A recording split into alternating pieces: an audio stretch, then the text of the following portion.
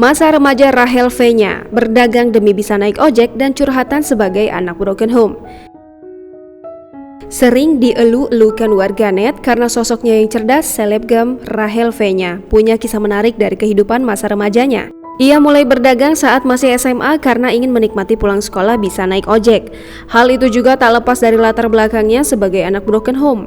Perempuan kelahiran tahun 1995 ini bercerita ia dulu berdagang karena tak lagi mendapat uang jajan dari ibunya.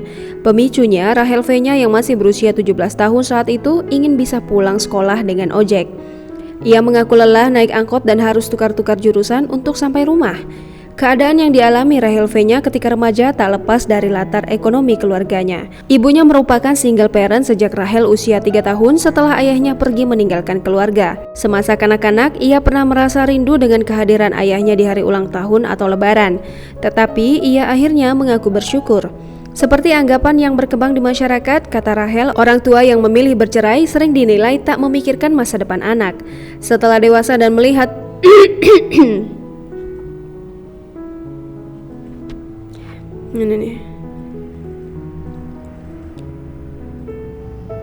Setelah dewasa dan melihat ibu serta ayahnya punya kehidupan baru dan keluarga masing-masing, Rachel mengaku merasa lebih tentram.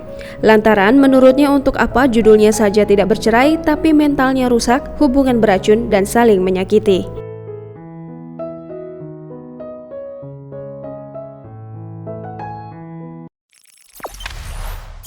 Jangan lupa subscribe, share, komen, dan like ya.